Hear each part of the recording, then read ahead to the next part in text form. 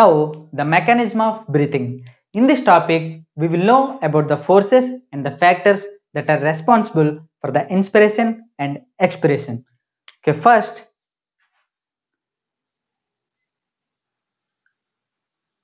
pressure gradient. The pressure gradient between the lungs and the atmosphere will decide whether to take place inspiration or expiration. Pressure gradient between lungs and atmosphere. So this pressure gradient is created by the diaphragm and the external and internal intercostal muscles. Okay, now let us see when the inspiration and when the expiration take place.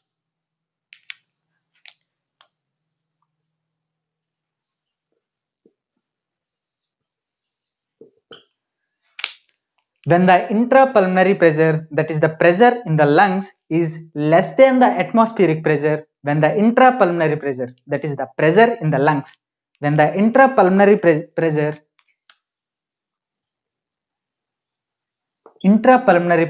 is less than the atmospheric pressure, then inspiration takes place. When intrapulmonary pressure, that is the pressure in the lungs, is slightly more than the atmospheric pressure, then the expiration takes place.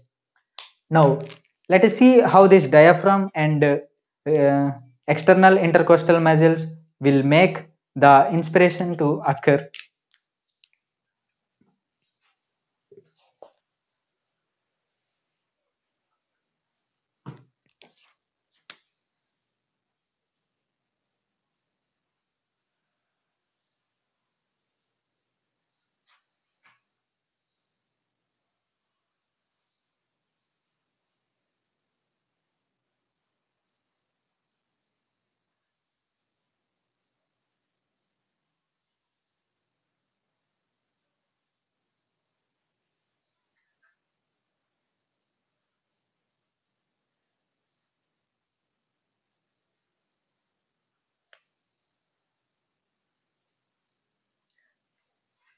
So,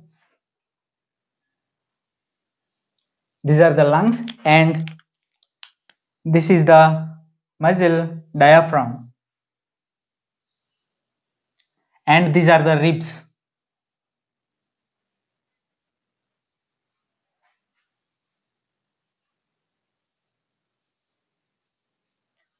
In between the ribs, there are muscles called external intercostal muscles and internal intercostal muscles.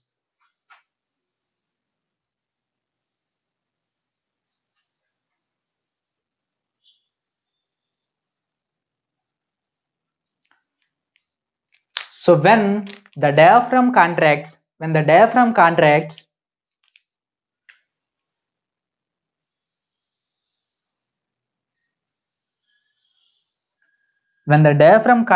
downwards, it will make the thoracic chamber volume to increase in the antero-posterior axis.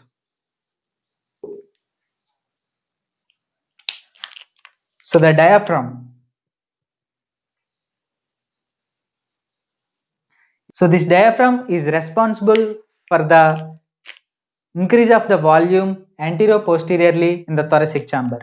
Next, these external intercostal muscles present between the ribs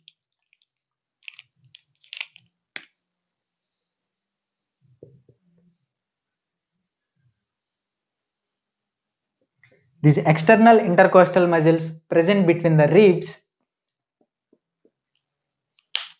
when they contract, they will lift up the ribs and they also lift up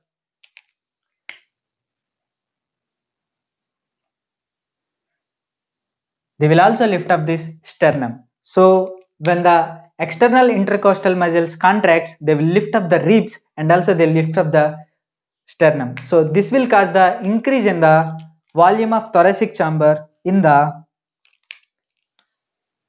dorsolateral axis. So the contraction of external intercostal muscles will make the volume of the thoracic chamber to increase in the dorsolateral axis. As the volume in the thoracic chamber is increased, this will be reflected in the lungs also. So the pulmonary volume will also increase, and this total increase in the volume of the lungs will make the intrapulmonary pressure to this overall increase in the volume of the lungs will make the intrapulmonary pressure to go down. So now the intrapulmonary pressure is less than the atmospheric pressure. So now, as we have already discussed, when the intrapulmonary pressure is less than atmospheric pressure, inspiration takes place. Now, when the intrapulmonary pressure is less, then inspiration takes place. Okay, and now then the diaphragm and the external intercostal muscles will return to their original position. As they return to their original position, the volume of the thoracic chamber decreases, and then the volume of the lungs also decreases. So this decrease in the volume of the lungs will make the intrapulmonary pressure to rise.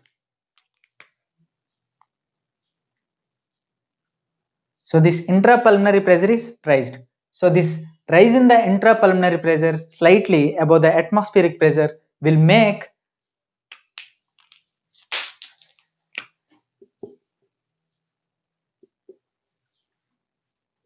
the alveolar air to expel out of the lungs. So now the expiration takes place.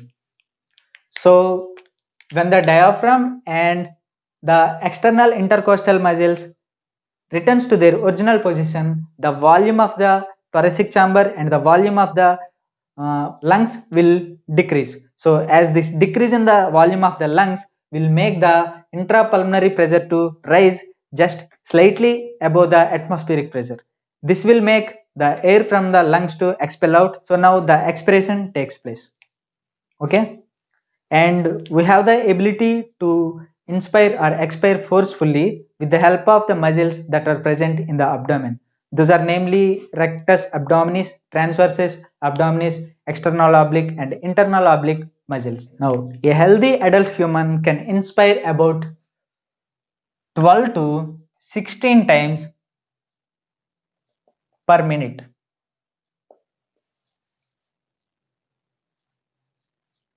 A healthy adult human can inspire about 12 to 16 times per minute. Okay, and the volume that we inspire and expire can be calculated with the help of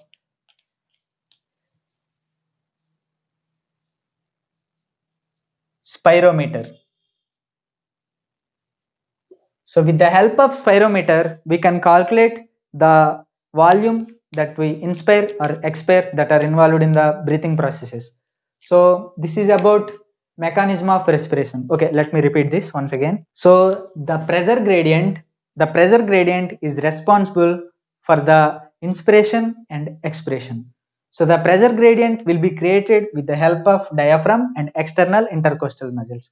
When the diaphragm contracts, it will increase the volume of the thoracic chamber anterior-posteriorly, and external intercostal muscles will increase the volume of the thorax dorsolaterally. Okay, and as the volume of the thoracic chamber increased, so this same volume will be increased in the lungs also. So this total increase in the volume of lungs will make the intrapulmonary pressure to go down.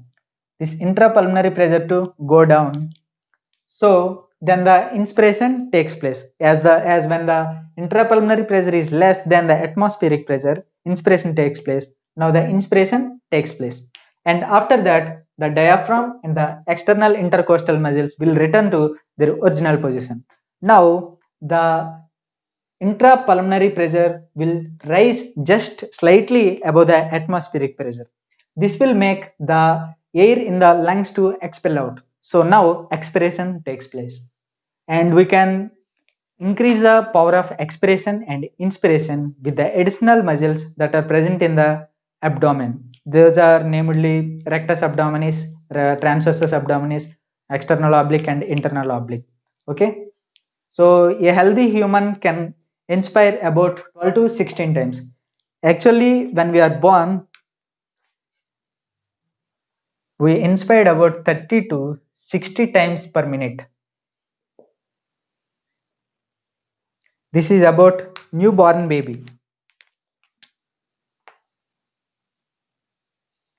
And this is for adult and this is for newborn. So a newborn can inspire about 30 to 60 times per minute, and now we can inspire 12 to 16 times per minute. Okay, and with the help of spirometer we can calculate the amount of air we breathe, and this spirometer is helpful in the assessment of pulmonary functions. This is about mechanism of breathing. In the next class we will discuss about the volumes and capacities of lung.